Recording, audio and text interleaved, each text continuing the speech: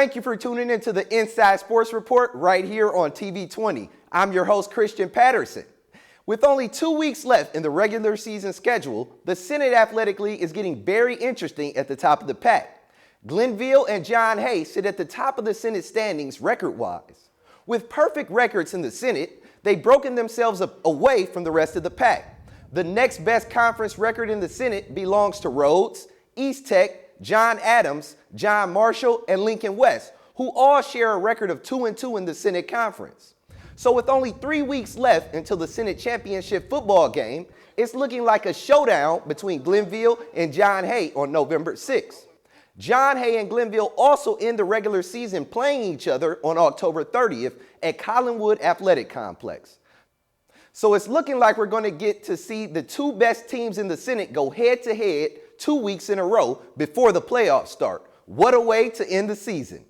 And with that being said, here's a quick look at all the scores from this past week's Senate Athletic League football game.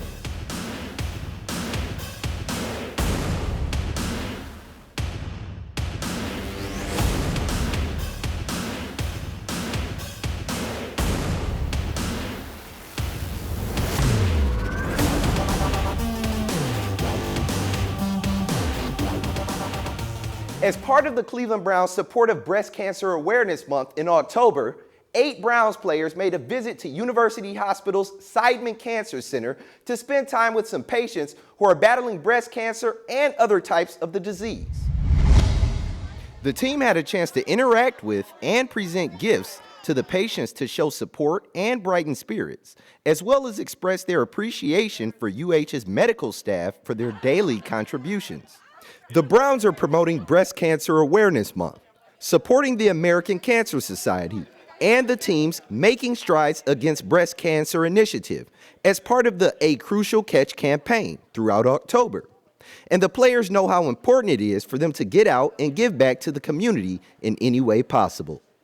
It's important. Obviously, we in that position, we was put in that position, and we have to showcase what we can do, and that's what we're trying to do right now, just show people that there's always hope, and that's what it's about. Come out and give people hope when they see our face, and they know that people with them, they know people fighting with them, so that's what we want to do.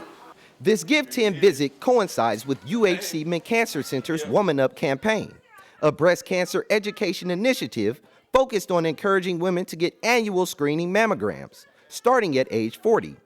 UH Seidman Cancer Center is emphasizing the campaign through Breast Cancer Awareness Month. Early detection through mammography is key in the prevention of breast cancer, which affects 1 in 8 women. And for Browns players to be here for the kickoff of this month's campaign is huge. I feel good, man. I'm one of the guys who've seen cancer firsthand with some of my family members, so I know what it feels like for somebody to come in and brighten your day, so I'm glad I'm able to do that. The Browns are continuing their commitment to Give 10 through the team's First and 10 initiatives. Through First and 10, the Browns are the only NFL club to promote a long-term volunteering program that unifies the team and its entire fan base. In addition to players volunteering through First and 10, some players take it upon themselves to start their own foundations as well. Yeah, it's the 38 Reason Foundation.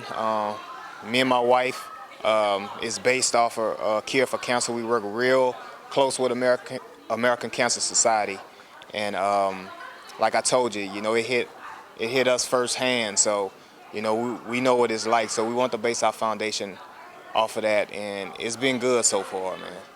And during Breast Cancer Awareness Month, players are supposed to wear pink on the field to support. I like to style a little bit, so, I'm trying to go pink head to toe, if they would let me, but they only let us go so far. But when you see me out on the field, you'll definitely see me with as much pink as I can on out there. All Browns fans are encouraged to join the volunteering effort by signing the First and 10 pledge on the team's website and by sharing their stories with Give 10. The Cleveland Indians have announced that former general manager Chris Antonetti is now the club's president of baseball operations. Additionally, assistant general manager Mike Sherinoff has been named the Indians' general manager, and director of baseball operations Derek Falvey is now the tribe's assistant GM. Under Antonetti's leadership, the club secured long-term agreements with Corey Kluber and Carlos Carrasco this past spring, two of the Indians' top pitchers. So now they join a list of Tribe stars who are under contract through at least the 2018 season. And Indians owner and chairman Paul Dolan will continue to assume the responsibilities related to outgoing Indians president Mark Shapiro's recent departure. So the Tribe is still in good hands. The Cleveland Cavaliers are only 1 week away from the start of the NBA season. The big three of LeBron James, Kyrie Irving, and Kevin Love made some huge strides last season and made it to the finals to represent the Eastern Conference. After making it to Game 6 of the finals in their first year, expectations for this team is even higher this season. It's pretty much championship or bust. That's how the players feel as well. I think there's a lot expected of us. I think last year it was said championship or bust, and whether we say it or not, a lot of people are going to say it. There's a lot of great teams out there in the league. A lot of things happened this offseason as far as player movement or guys saying they were going to move and then going back to their respective teams. I'm just kidding, DJ, I love you.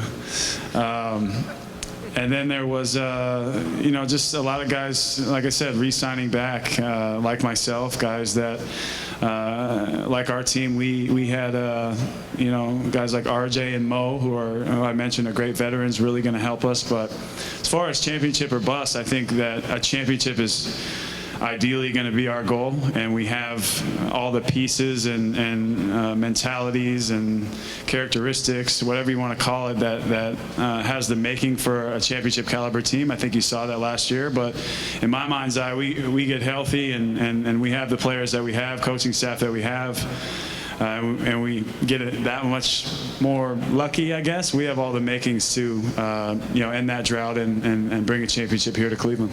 But we're a very, very close team, and I think that brotherhood, especially from when we get on the floor together tomorrow, that is going to take us really to the next level, and seeing what we're capable of, even with some guys down and out, some guys not at their best or full strength. We were able to go as far as we did.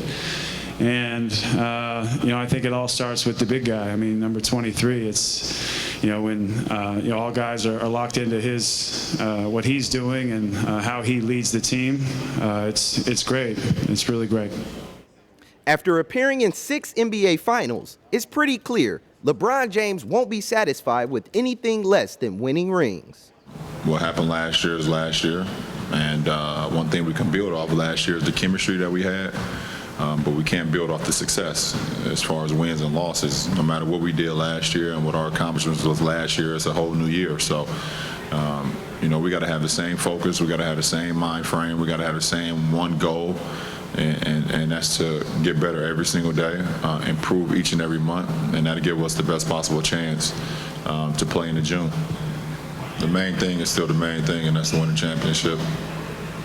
And if you prepare for it, if you visualize it every single day, both on and off the floor, and it'll put your mind in the right frame to when you go out and you prepare yourself. You've done it for so long, then it's going to give you the best possible chance to succeed. And for us, I think we have a great coaching staff. It's going to put us in the best possible chance every single night to compete. And if we can compete, don't matter what happens out on the floor, we're going to give ourselves a chance to win every night. Every single day we have championship habits. Both on and off the floor, we prepare as champions. We work, towards hosting that trophy up, and that's what it's about. And that's both on and off the floor. We represent this organization at the highest level, and you represent yourself at the highest level, and that's what it's about. Due to injury, Kyrie Irving missed the last 5 games of the NBA Finals, but this year he's back for vengeance. What's understood doesn't necessarily need to be said from our standpoint and what we're saying in our locker room. We know what we have to do, and we know what we want to accomplish. Thank you for tuning into the Inside Sports Report. Make sure you continue to tune in each and every week for an inside scoop on our Cleveland sports scene. I'm your host, Christian Patterson. Make sure you stay tuned for the bottom line up front with City of Cleveland Media Relations Director Dan Williams.